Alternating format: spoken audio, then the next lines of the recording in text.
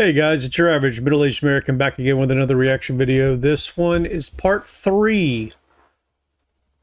This is the reaction to Drew Bensky's ranking of all of the countries in Europe.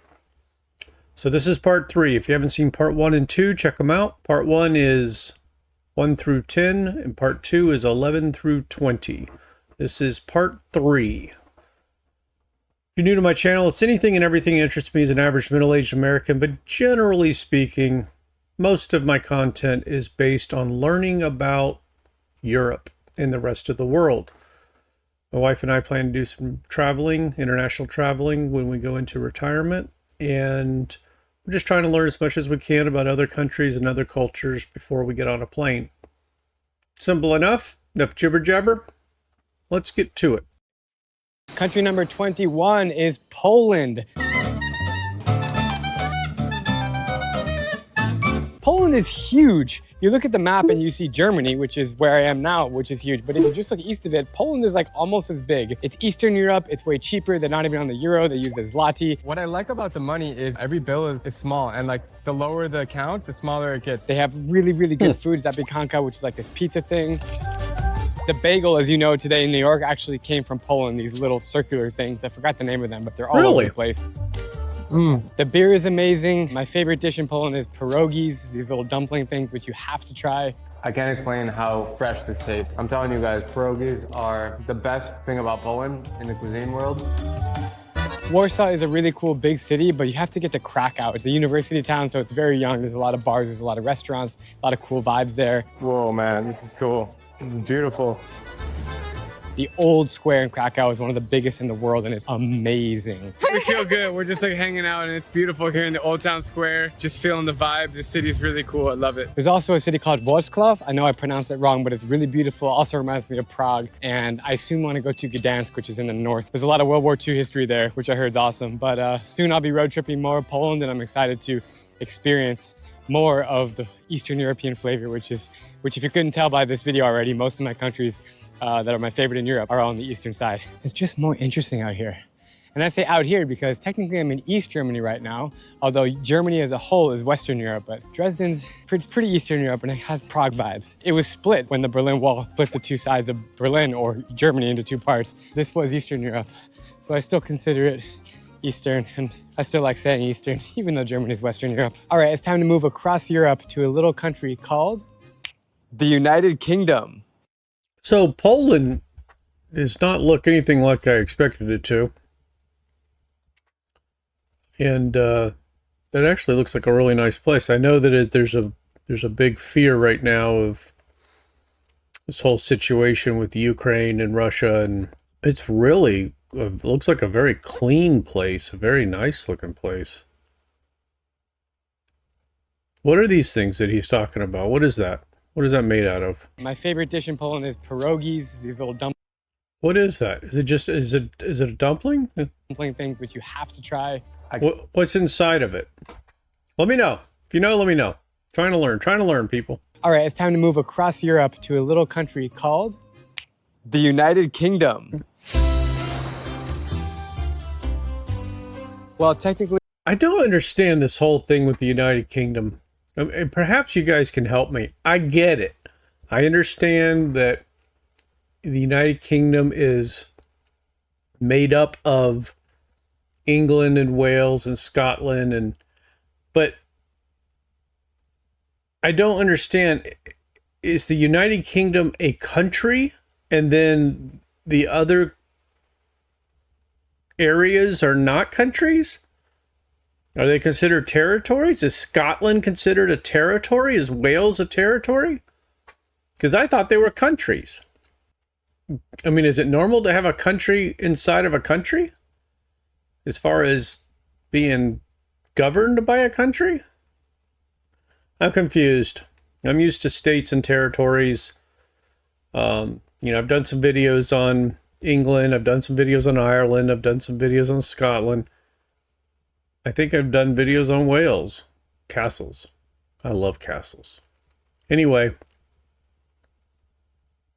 is the United Kingdom a country? And if so, are the areas underneath it also countries? It's very confusing. I understand that the United Kingdom is more than England. I get that. But I thought England was a country. And I thought Scotland was a country. I thought Wales was a country. Let me know. Maybe he'll address it. You know, I don't watch these videos ahead of time. So everything I've got is boom, right off the top of my head. That's good, that's bad, but at least it's real. No scripts. It's not part of Europe, but I still consider it Europe, and most Americans that are ignorant would consider it Europe. And for the purposes... It is part of Europe. I've never even been to Europe, and I know it's part of Europe. Of this video, it's Europe. I'm in a tiny little town called Castle Donington. You can see there's the castle. It's eerily quiet, which is why I'm not screaming right now. It's awesome to be here in England. I actually just played in the Pro-Am with Sergio Garcia in the Live event, which was like a dream come true. If anyone's a golf fan out there, they'll know how insanely epic of an incredible of an experience. But there's no doubt the UK is awesome. It's made up of 4 parts: Northern Ireland, Scotland, Wales, and England. There's a lot going on. There's a lot to do here. It's a big country. There's like 80 million people here. It's where the English language is derived from. So always a pleasure to be here and hear people speaking, seeing what the life's all about. I mean, look at this little tiny town. All right, stupid question. Poland, they speak Polish? Is that the language of Poland? I have no idea. Go ahead, type, ignorant American, blah, blah, blah, blah, blah. That's what this channel is about, for me to learn. For me to learn. There's a difference between acting like a know-it-all and being a know-it-all, and I don't do either. I am ignorant. I am trying to learn. But some of your comments bring a smile to my face, so go ahead and do it. It's so cool. It's like so stereotypical British. I'm just smiling because I haven't been in England that many times in my life. And whenever I am here, St. Anne's Lane. It's just awesome. So of course, London is one of the coolest cities in the world. It's big, it's massive. Shoreditch is my favorite area there. There's a lot going on. What I don't like about London is that the bars close at like midnight. I wish they stayed open later, but... Whoa. Holy look at this view. Oh my God, I totally just discovered this right now. Whoa, giving me the goosebumps. I feel like it's a setting for a horror film.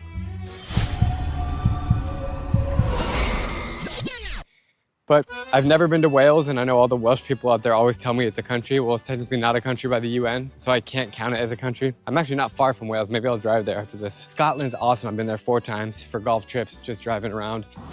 I love Edinburgh. I love Aurora and the Scottish Highlands up north, the Loch Ness Monster.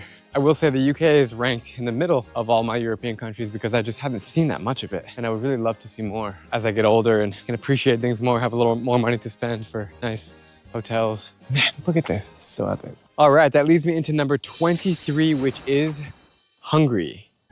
Hungary is amazing. Lake Balaton, which is right in the center of the country, is beautiful. It's a great getaway if you're just driving around Europe and you want a place to chill for a few days, camp overnight. We're on Lake Balaton, and it's a really, it's Sunday, so there's nobody out, but we're just kind of walking around, seeing some cool buildings and enjoying the Hungarian vibes. I'm hungry. Are you hungry? I'm hungry and hungry. I'm hungry. When we started this little adventure of figuring out what we were going to do, England was my wife's #1 choice. And we have friends that just went to Ireland for a football game, of all things. And Ireland was also on our list. Scotland's on our list. And then Wales is right there, so why not? My ancestors are Scottish and Irish. My wife's ancestors are German and I think Irish. So anyway, the whole idea was England was easy, same language. So yeah. But then I learned about Germany, and then Germany was like a whole different world. So I don't know which one we're going to go to first. Look at that. It really is beautiful. I mean, it really is. I don't know if London's my thing. London kind of reminds me of like New York City, but it's like you have a little bit of everything. I guess it's, I guess it's going to definitely have to be in our top 10. My goal, honestly, is to see most of the countries in Europe. And I know that's a big goal. This guy did it. you know? So that is our goal. The problem I think is what's gonna happen is I'm gonna end up somewhere I really like Spain or Germany or England or whatever. And then we're just gonna end up spending a lot of time there and not seeing anything else. But I'm surprised it's so far down on the list, honestly. But I guess he really prefers Eastern Europe. Let me know what you guys do. You know, what's your top 5 countries? They don't have to be next to each other.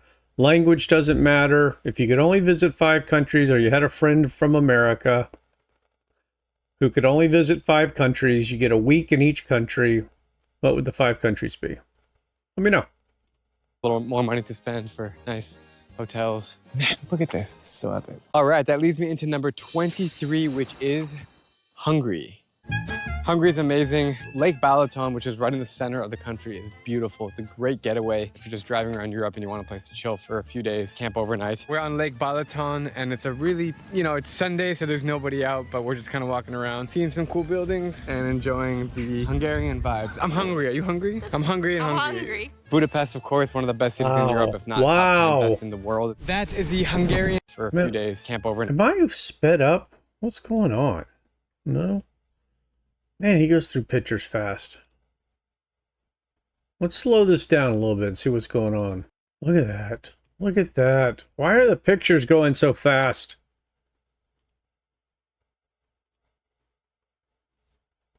That's beautiful. I mean, that's beautiful.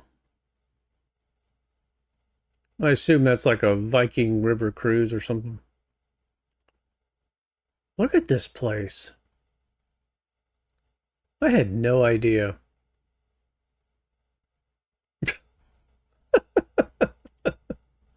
You know what's funny? Well, I guess it's not really funny, but as an average American, not even a middle-aged American, just an average American, we don't get that much education on Europe. We really don't.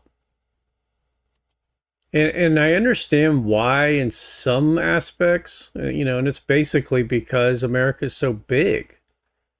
I mean, America is the size of Europe. And we have our own 50 states and territories to deal with, 6 or 8 or 10 or 15 territories, whatever it is now. I get it.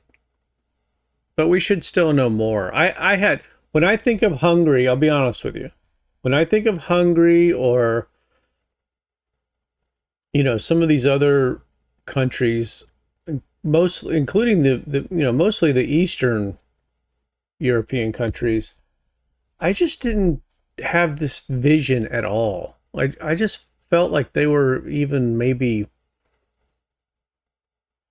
below average living, lifestyle. I didn't expect to see, like that. I didn't expect to see that in Hungary. And, and that's just being honest. And that's what this is about. That's what this channel's about. That's what, us gearing up to travel is about, is to learn and to see things that we have no idea. But this, I don't think that we should learn about everything about every country in Europe, every year or anything like that. But I have a college degree, and I should know more about Europe. Now, granted, my degree's in business. It's not in international relations or, anything like that. But being a college graduate, I should know these things. I'm glad I'm learning them now, but it's really beautiful. I mean, it really is beautiful. You guys need to help me. Help me learn. Because that's what I'm trying to do. It's beautiful. In the world, spectacular views. Amazing. Historic. Look at this place. I feel like a forensic scientist just trying to get a picture. Wow. That's beautiful. Any idea what the flags are for on the aisle?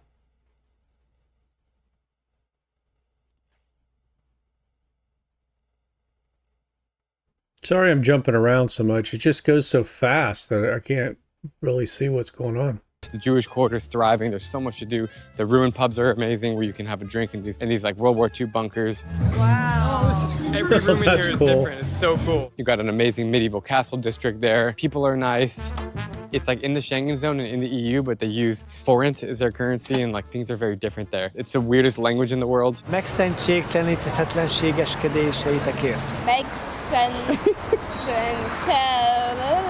Aside from like Balaton and Budapest, I don't really have other recommendations in Hungary. When I was driving through the country last time, I got a flat tire, and it was really fun to go to a random tire shop and try to get that changed. But yeah, Hungary's a cool place. Definitely add it to your list. And the farther east you go in Europe, as you found out already in this video, the more interesting it gets culturally. It's cheap and fun. Number 24 is Greece. There are so many islands to visit in Greece. Please don't only go to Santorini and Mykonos and Naxos and Paros. Just like the touristy islands, there's so many other ones you can visit. Crete, which is a bigger island in the Caribbean, which is one of the coolest islands in the world. Zykanos, I think I pronounced that wrong, is amazing. I haven't been to Thessaloniki in the north. I'm pronouncing all these names wrong, but I've heard it's really beautiful. And Greek is very Balkan, like the culture, the food, like people are super friendly and outgoing, and I just really, really like it there. And I feel comfortable in Greece. Food is great. I know it's gonna be expensive, but it's worth every penny. You have hummus, you have falafel. Even though that's Mediterranean food, it still kind of blends over into... Church bells are ringing. Wow, this moment is surreal right now. I've actually never been outside of London in England. It's the first time I'm like in the countryside. It's so cool. Anyways, get on a yacht, get on a sailboat, go around the islands. Like, they're so pristine, they're so beautiful. We made it to a spot with these beautiful black cliffs you can see behind me. Really, really nice.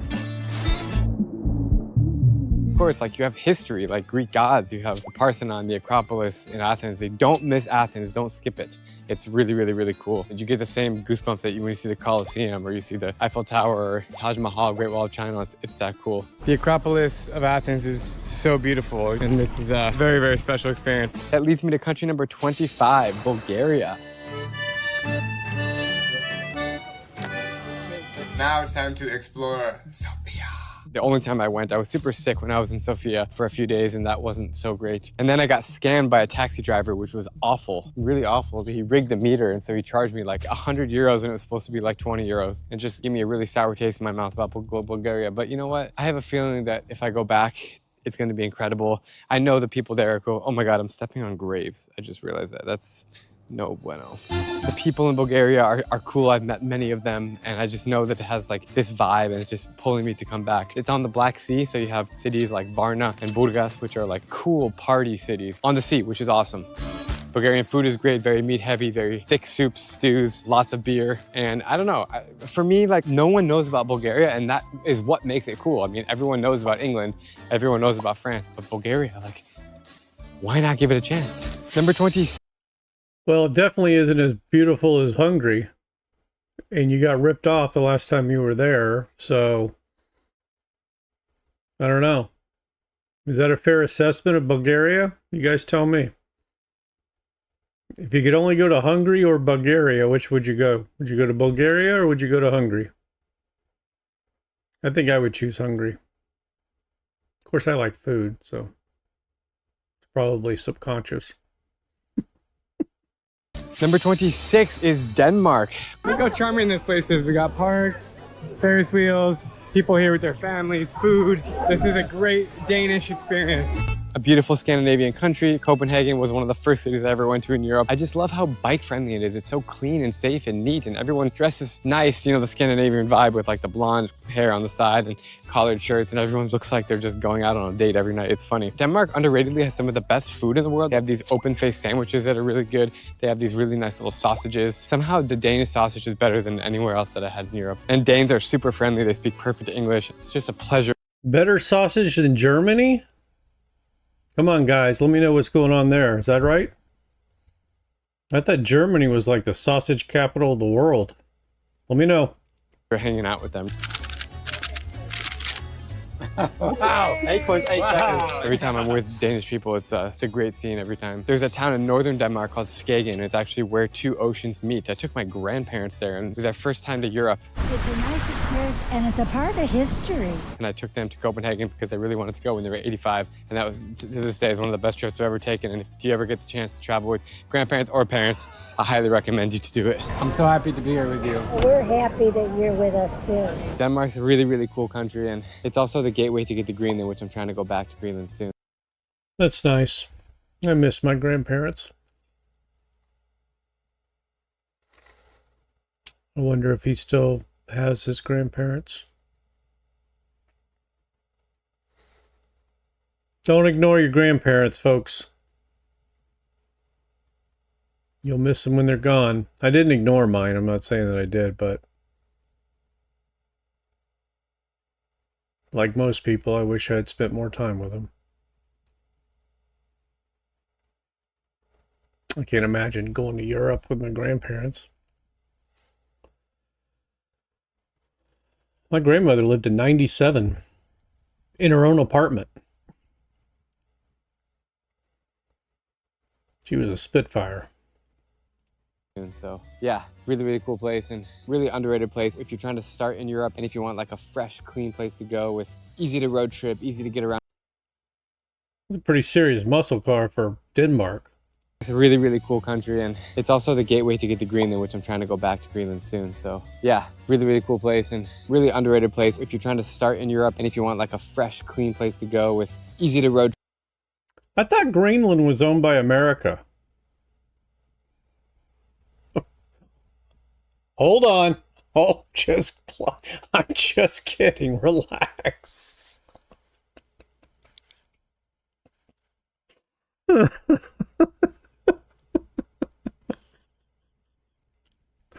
Oh, I'm going to get it in the comment section for that. That's a Mustang. That's like a, well, it's got a ram air jet on it, so I don't know. That could be a very, very high-end Mustang. Looks like a 70, maybe 69, 70, 71 convertible. I don't know if that's a Cobra jet, like a ram air, a Boss. I don't know what that is. It might not be real. It's a little odd looking. I have a Mustang, 1968. My first car. Still have it. But I wonder if they made European versions for export. Because the headlights don't look right. Huh. That's interesting. That's got to be a... Well, right behind it's an old... These are old American cars. These people have some money. They have to. I mean, to have cars like that in Denmark...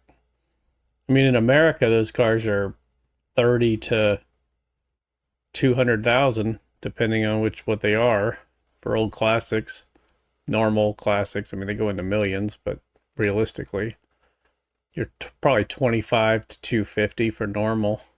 So in Denmark, it's got to be worth at least twice that much. Interesting. Trip, easy to get around, friendly people. Look no further than Denmark. Number 27 is Slovakia, right in the smack dab of Central Europe. Used to be one country with Czech Republic when it was called Czechoslovakia until 1993 when it broke up. Bratislava is a way lesser cool version of Prague, but I do recommend visiting. Bratislava is a pretty cool city with a buzzing atmosphere. They do have big mountains in Slovakia, wow. Like 3,000 meters, I think, so it's some of the highest in Europe. And I think Eastern 3,000 meters is almost 2 miles. It's like 1.5 miles. Right? 3,000 meters is about 3,000 yards, which is about 9,000 feet, which is about 1.5 miles. 1.5 miles tall. What is that, like 2.5 kilometers tall?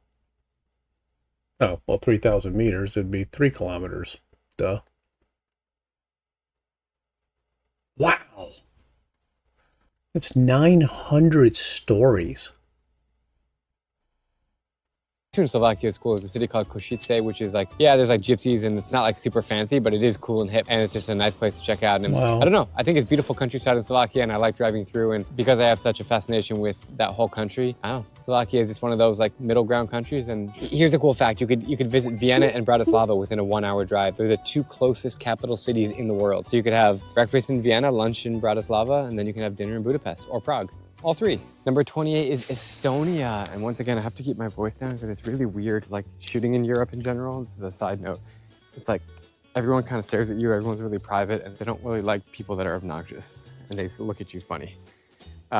So, Estonia. Going to Tallinn was one of the most eye-opening trips. I'm as American as you can get, and I don't like people that are obnoxious either.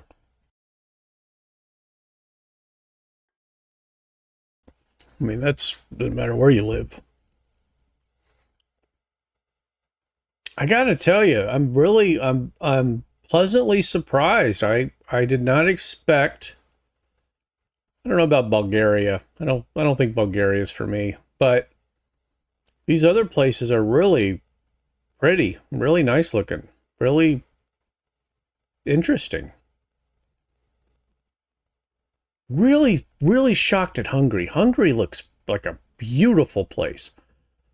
Almost to the same shock scale as Germany was for me. Hungary is sort of that's my new underdog, Hungary.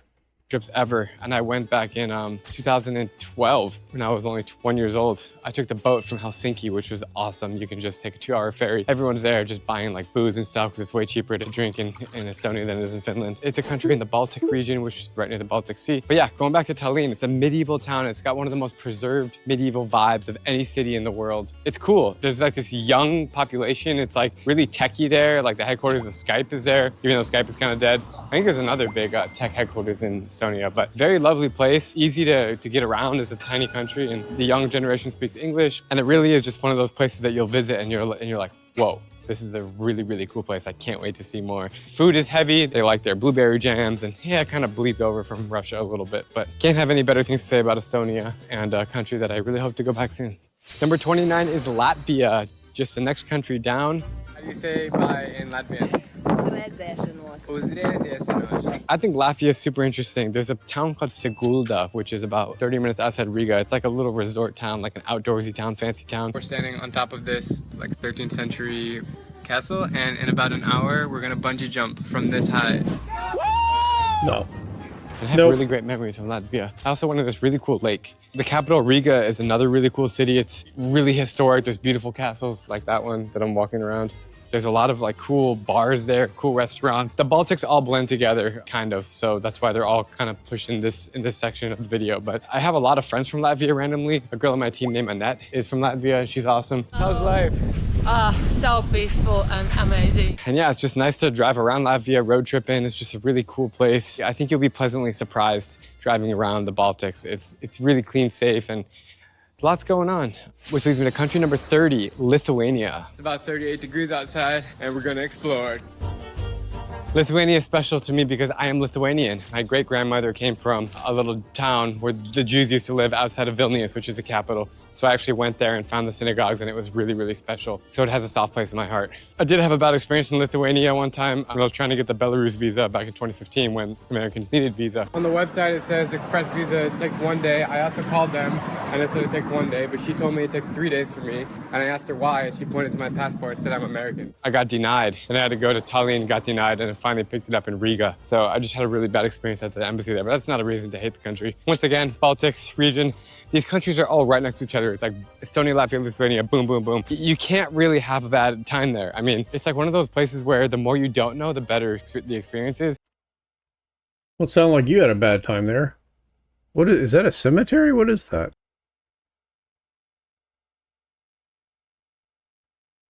Okay, what is this?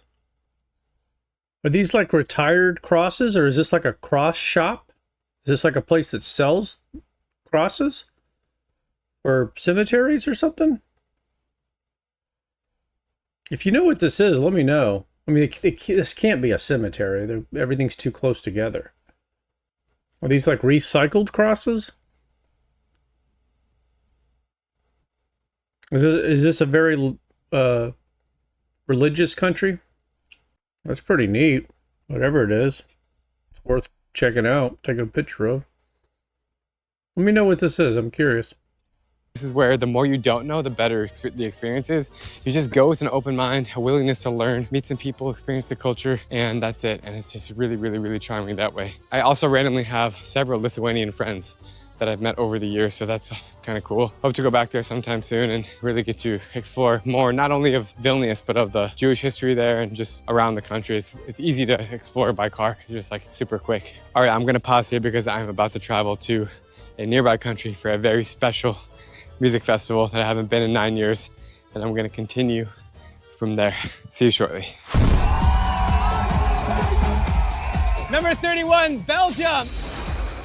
I'm here at Tomorrowland, the most epic music festival in the world. Look at this. I'm standing on the back of the main stage right now. The last time I was here was in 2015, so it's been 9 years. It's so epic to be back here. I love Belgium because, first of all, it's the home of Tomorrowland. It's the coolest place in the world. Second of all, you have many cool places like Bruges, really historic. Very cold. It's summer, but it's cold here.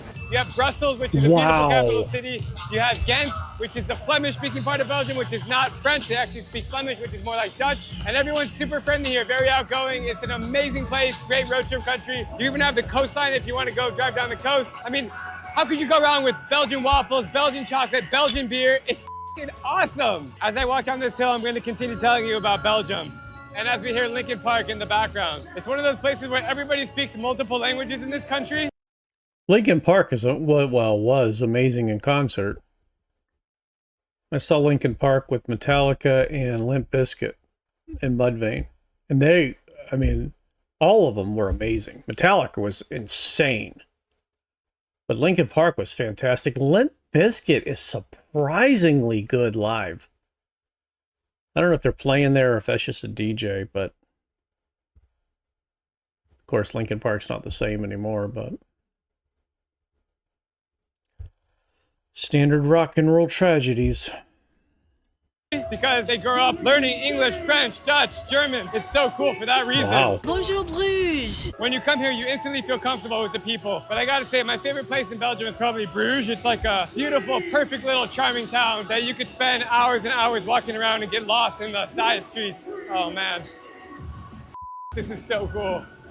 As we walk to the center of the stage, I'm going to tell you about number 32, Montenegro. Montenegro is a little Balkan country on the coast, very charming. Kotor is a beautiful city, very ancient, a lot of castles there. Hi Deanna, how are you? Having fun? It's going to be really loud. I hope you guys can hear me right now. The capital of Podgorica is okay, kind of boring, but there's some really cool towns, like ancient towns on the coast of Montenegro, where you can like hang out with some cool Europeans and just get a good vibe, like this. It's cool to be surrounded by Europeans here. Everyone's super cool. My favorite place in Montenegro is called Perast, P-E-R-A-S-T. There's like an ancient little castle there. There's a tennis court with a beautiful view of the sea. Really good seafood over there. It's also where Novak Djokovic has a second home or a fifth home. I really hope you guys can hear me right now. It's freaking loud. My first time in Montenegro was 2012 when I was hitchhiking there when I studied abroad. I remember sleeping at a really dirty hostel and hanging out with the Montenegrin mafia. Crazy story, which I'm not gonna get into right now. But yeah, definitely give Montenegro a chance. Hey! Hey, this is Gotham. You probably recognize it from my India videos. What up, bro? Random question, just I'll explain later. What do you think about Montenegro? I love it. It's so amazing. It's so underrated. It's like one of the best places I've been. Unbelievable. While I'm here, I'm going to tell you about number 33, Bosnia, and then I'm going to go have fun because this place is crazy. So Bosnia is another Balkan country. You have Sarajevo, the capital city, which is actually really beautiful. It's a Muslim country, along with Kosovo and Albania. So we're eating lunch here in Sarajevo, and the call to prayer is going off. There's a really beautiful city called Mostar, which has a beautiful bridge, which is like a medieval castle, like cobblestone streets. It's super, super, super beautiful there. The best food there is cevapcici, which I also have in Spain. It's a country I want to explore more of, like in the north. There's some different places in Bosnia that seem amazing, and I really hope to get there. Okay, my voice is going right now. I'm gonna go have some fun, and I'll catch you guys after Tomorrowland for number 34. All right, I am back in Antwerp, the nearest city to Tomorrowland. We are mid-festival, and it's a great time to jump into number 34, Albania. So is Tomorrowland, is that a place or is that the name of the festival? Because the only Tomorrowland I know is at Disney World. All right, we have officially just entered Albania. New country, babe. Albania!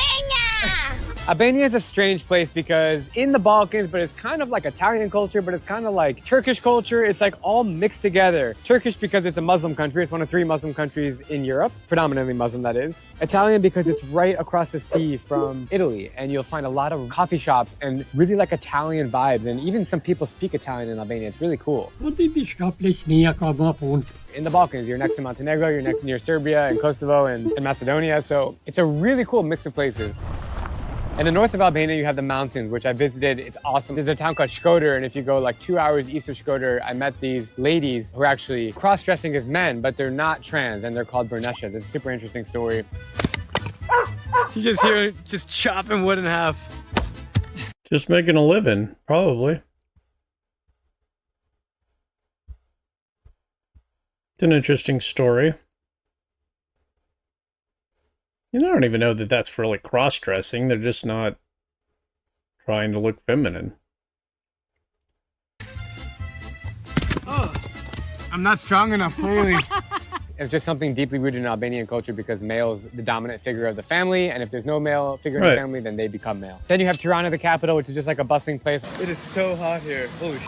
Walk into the city center so I don't get run over by a car. And what's super interesting about Albania is that there's all these bunkers, like the communist period from like several decades ago. There's like hundreds of thousands of bunkers around the country, and it was like there to hide in case of war. It's really interesting, and a lot of them are abandoned. Some of them have been turned into hotels and art galleries and stuff. Go and walk inside. This is so cool. It's like an art installation. Yeah, I don't know if I'd go that far. I mean, it's interesting. I don't know if I'd call it an art installation. Well, it's interesting that why is that in English? This is a random bunker on the side of the road. Actually, literally, there's a gas station in front of me.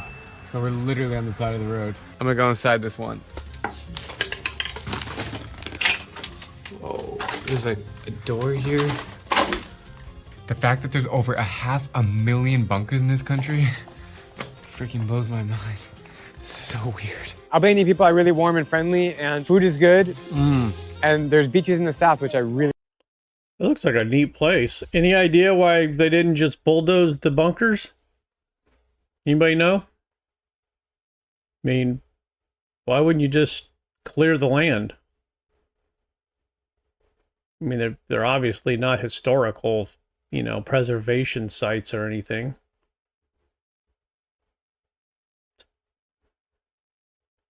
That's a pretty building.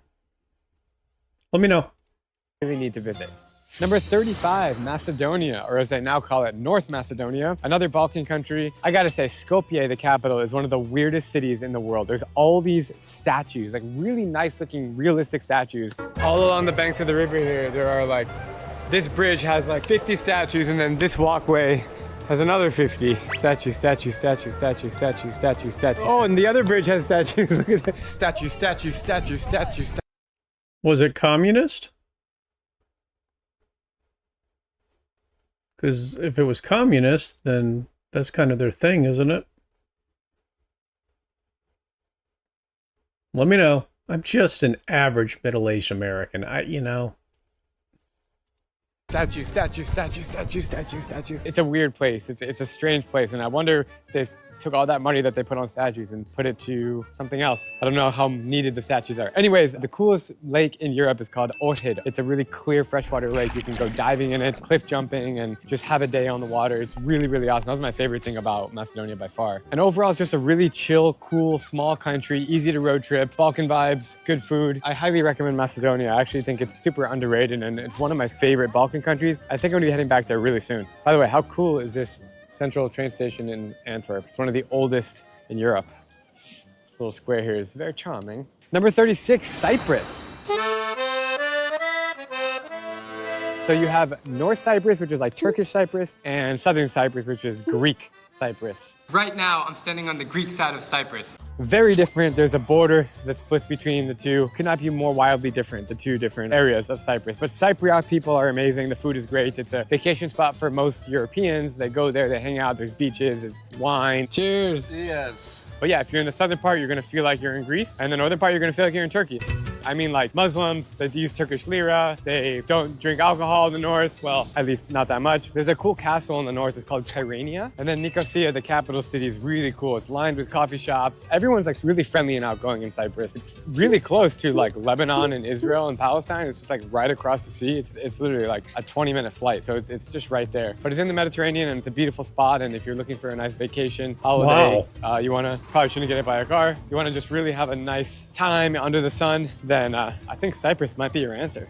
That leads me to number 37, Malta. Just woke up in Malta, my 90th country. Really cool place. Valletta, the capital city, it's got crazy World War II history. It's like Italy, it's very similar to Italy, meaning there's really good gelato and pizza, and the people are really outgoing. And I found the sea in Malta to be especially really clean and blue, with really nice beaches, and I was kind of surprised by like the marine life in Malta. You wouldn't think of it being something like Greece or on that caliber or on that level, but nice place, small island. Unfortunately, I only got to visit Valletta and nearby places by car. What's up guys, I just got off the boat in Valletta, the southernmost capital city in Europe, and I'm gonna walk around this place. It's pretty cool so far. But I would like to visit the other side of the island and see more, because Maltese people are amazing, friendly. Yeah, that's all I gotta say for Malta.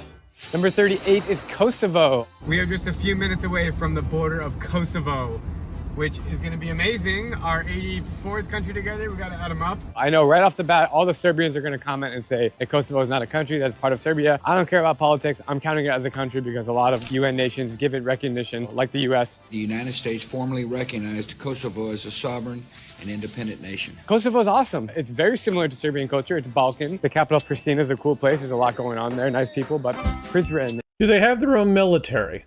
That seems like the easiest way to decide if a country is a country or not. Does it have its own military? I mean, isn't that the easiest way? I mean, obviously, if it has its own currency or whatever, that could be something. But if it has its own military, then it has to be a country, doesn't it? Can you think of a country? Can you think of an area that has its own military that is not a country? It doesn't have to be a big military, it just has to be some kind of military. It's not controlled by another country. I don't know.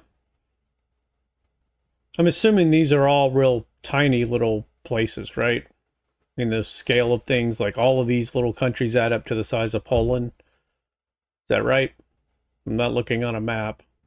Although I guess I could look on my globe. Then I'd have to put my glasses on. And then I look old. Is a hidden gem. It's on this beautiful canal. The streets are amazing. Everyone's like super, super kind. Where are you from? Kosovo? Dude, I'm so happy to be here, man. This place is awesome. You like it? Yeah, bro. In Prizren, the people are beautiful there. I think it's a UNESCO World Heritage Site for the history. There's a really nice cobblestone bridge with coffee shops lined up on it. This is an amazing view. You have a castle here, the beautiful old town of Prizren, and the historic bridge. Wow. The nature's awesome. There's like waterfalls around you. There's trees, there's forests, there's lakes. Kosovo is super underrated, but if you do go there, be careful. You cannot cross the border from Serbia. They won't let you through. You have to go through Albania. That's the best way to get into Kosovo. It's another Muslim majority country, so that's why Albania and Kosovo get along. They speak the same language, and they basically are very, very similar. The call to prayer just came on, which is incredible here in Kosovo. One of 3 countries in Europe that is Muslim majority. I know the Serbians are going to disagree with me, so. Should you be talking during that period of time? I mean, does it matter if you're not Muslim? Is it disrespectful when something like that happens? Let me know. I mean, is that the call to prayer? I understand kind of what it is. It's basically like an alarm clock, right? I mean, it's not. You're not reciting something that comes out of, the speaker or whatever, but would that be considered a time that, where silence is required from everyone? Or let me know. I guess I have a friend that's Muslim. I guess I could ask him, but he parties pretty hard, so I don't know how hardcore Muslim he is. Please take everything with a grain of salt with an American tourist bias. Number 39 is Moldova. I actually really like Moldova a lot. It's cool. It's the greatest country in the world. Chisinau is the capital. It's like the least visited city and country in Europe. No one really knows about it. Very similar to Russian. They speak Russian. Mulțumesc, spasiba. They look Russian, they act Russian, but it's a weird mix of like kind of European, a little bit Ukrainian vibes because it's kind of sandwiched there on the border. They have really good wine in Moldova. There's a place called Orhe. I'm not pronouncing it right, but I went down there for the winery tour and it was fantastic. Mulțumesc. I baked all this fresh Moldovan bread. The people were super nice. The babushkas or the grandmothers were super friendly and outgoing, willing to help out. And yeah, Moldova is super interesting. And in fact, I like it so much that I'm planning to go back in a few weeks in this current Euro trip. I want to go back to an unrecognized country called Transnistria. But yeah, I think for me, farther east. Why are these signs in English? I mean, there's Promo Polski Supermarket or something.